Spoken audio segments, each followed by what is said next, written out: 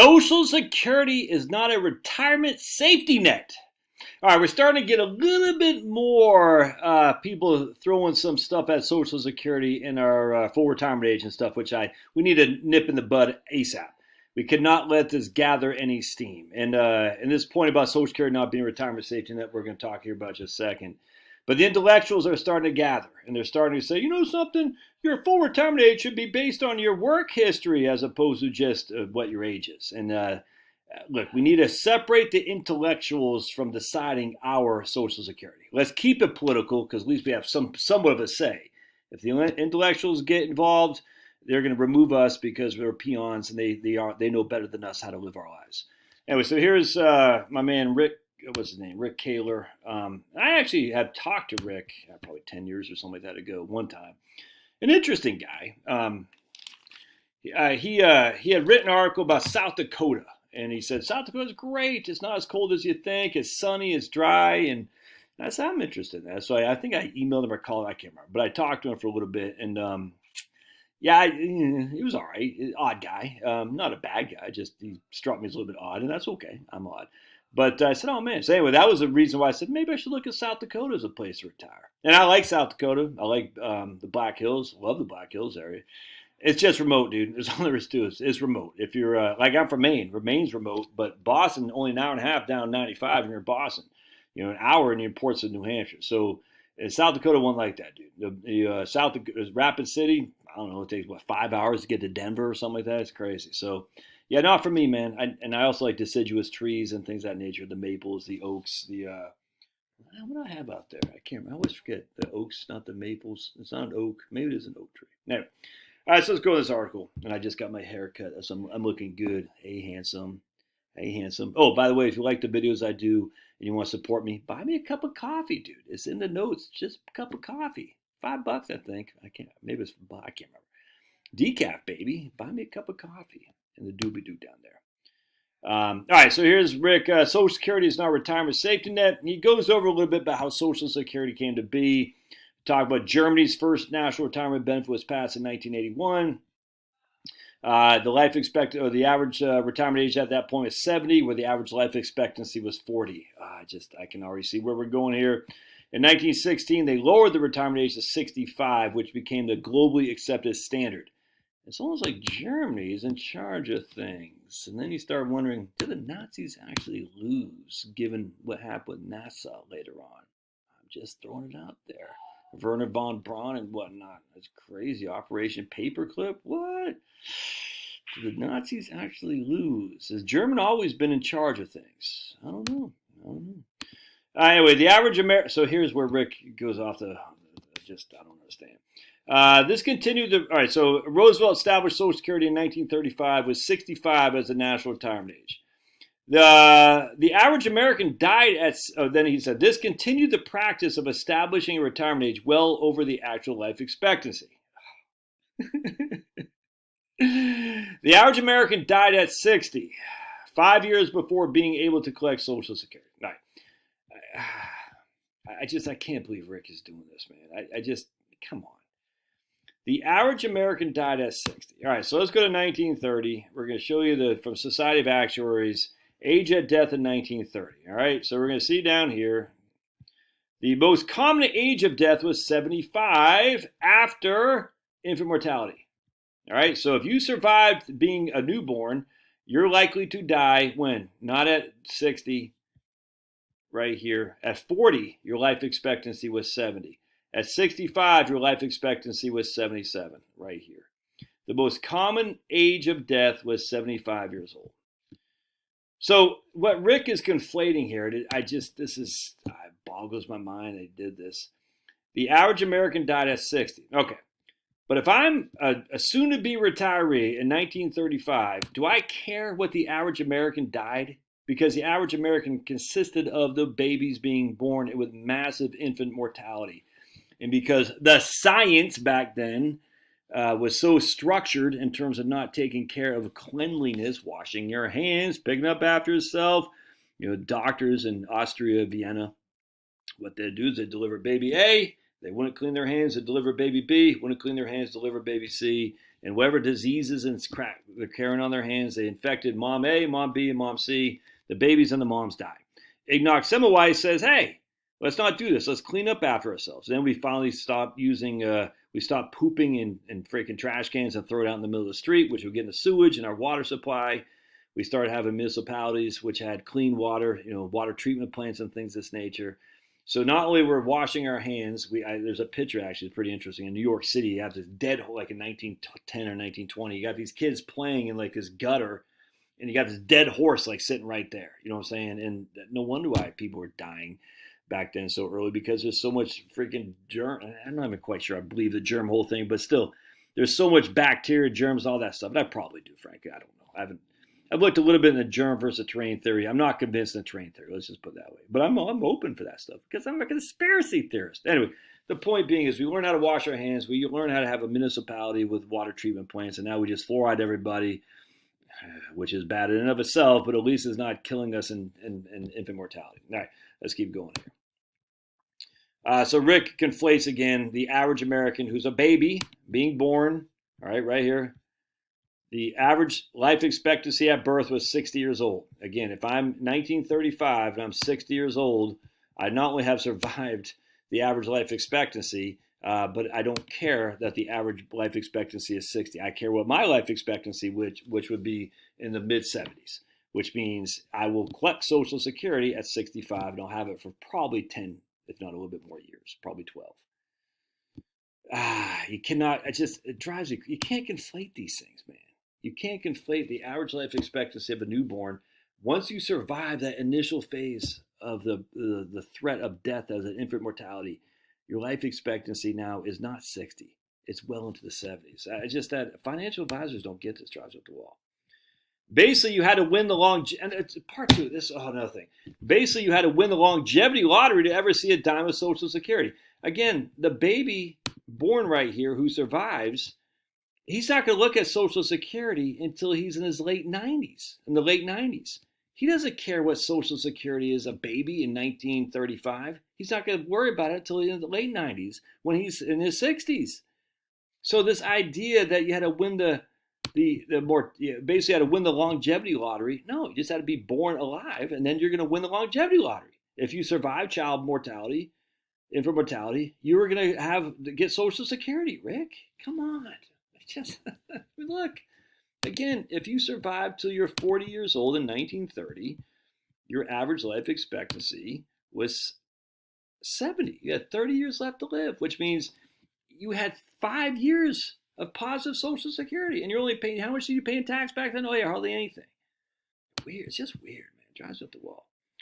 It wasn't until 1970 that the average person lived till age 70, long enough to collect Social Security benefits. So I was born in 1970. I'm 52 now. All right. Born in 1970, I'm 52. The average person lived in. So the average person born in 1970 was going to live until he's 70 years old, 2040.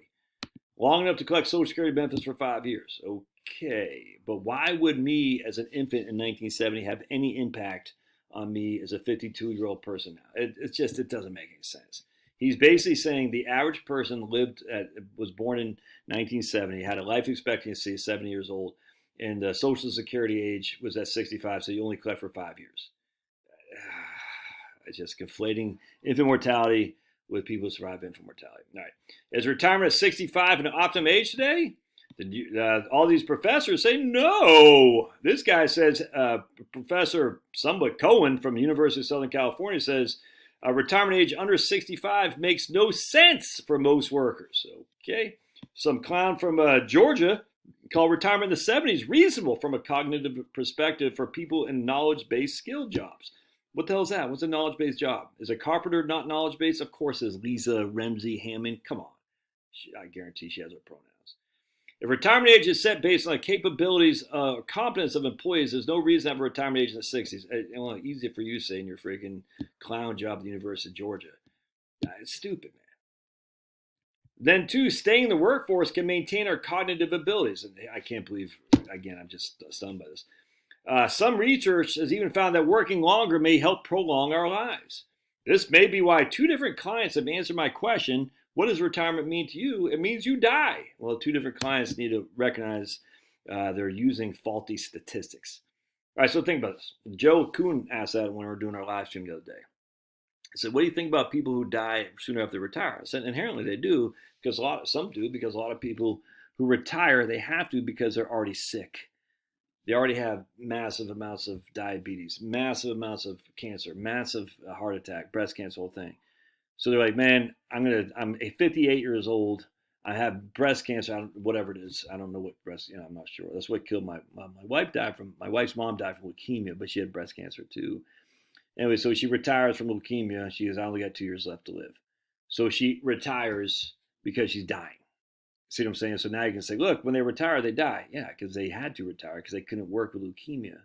But people don't understand that. They say, look, the average life expectancy of a retiree is 62.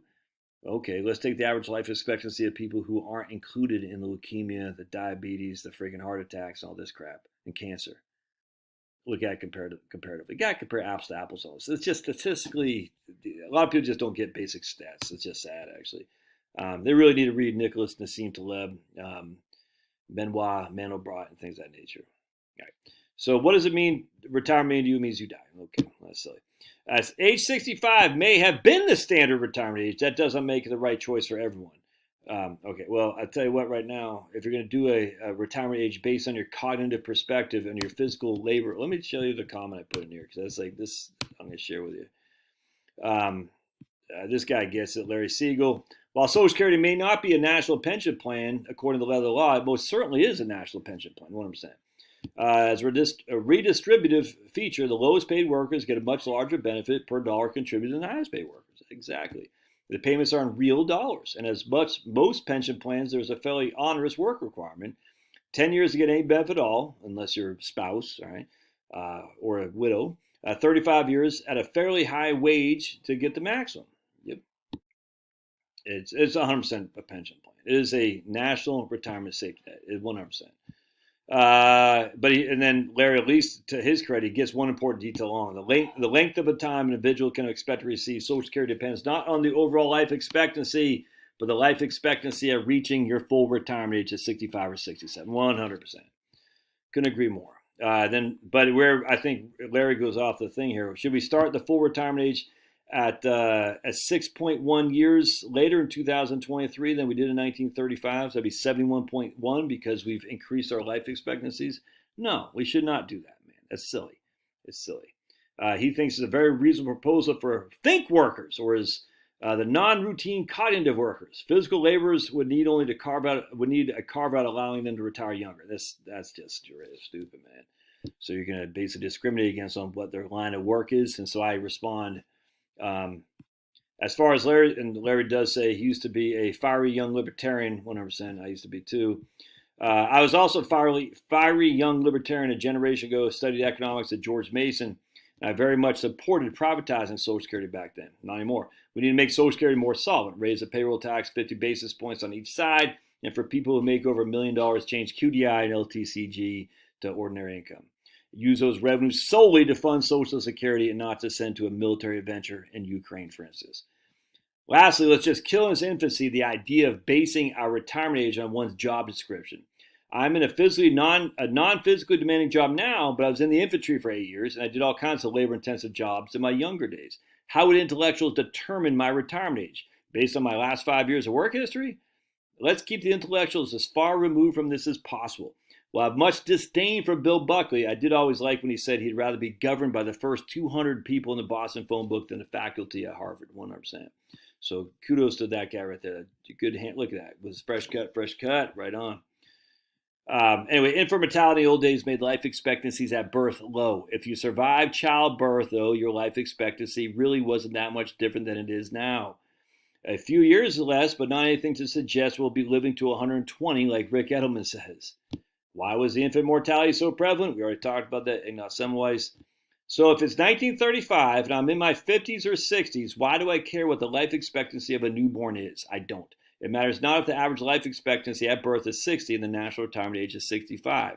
For the newborns in 1935, it will be 1995 when they'll be thinking of Social Security anyway. To conflate the two, the soon-to-be retiree and the newborn baby, makes no sense. Anyway, so there you go. One of Social Security is absolutely a national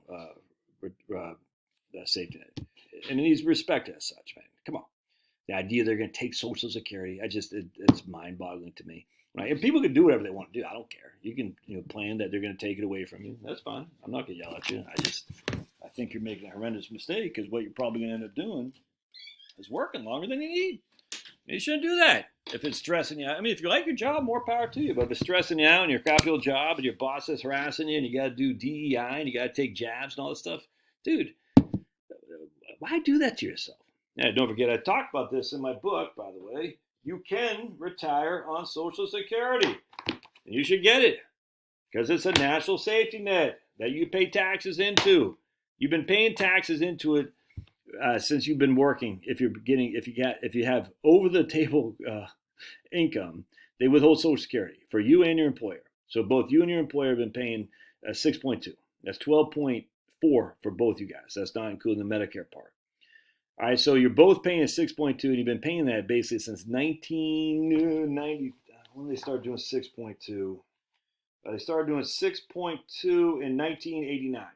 So since 1989, you've been paying 6.2%. All right, so my first job was in 1983. I paid 5.4, and my employer paid 5.4. I only made a couple $100. All right, but basically, so 1983, I've been paying Social Security into Social Security since 1983. So now it is 2023 minus 1983. What's that, 40 years? Yeah, 40 years. So I paid 5 years more into Social Security than I'm going to get. All right, so if you think that they're just going to take away Social Security when you've been paying into it for 35, 40 years, remember, how they figure out your Social Security benefits, they take your top 35 years of indexed earnings. Index, essentially the average wage index. All right, and so if you have 40 years of index earnings, 5 of those years are not included. You pay the taxes, you don't get that money back, it goes in the system. That's just a fact, Jack. So you think they're going to take that away from you when they've already taken away 5 years of your earnings? Now, if you only have 30 years of earnings, you have 5 goose eggs. So you have 30 years of indexed earnings plus 5 goose eggs. So that will be a detriment to your overall benefit. Probably not much, depending on your income, as I've done videos on that before. But again, if you have more than 35 years of earnings, which most of us do, frankly, because you think most of us start working in our teens, probably weren't making that much money, we'll stop in our 60s. So we'll say we started, I was 30, so by the time I'm 60, it'll be 2030. 2030 minus 1983. I'll have 47 years of paying tax in the Social Security. Only 35 of those years are included. So 12 of those years, regardless of how much tax I paid, I don't get any benefit for whatsoever. And you won't either. You think they're going to take that money away from you, plus they're going to reduce your benefit too? You're crazy. Well, if you want to think that way, it's fine. I don't get it. All right. Love your thoughts. Don't forget to subscribe to my Locals channel. We're going live a lot. We went live for an hour and a half yesterday. It was fun, dude. Talking smack. It was great. We'll see you.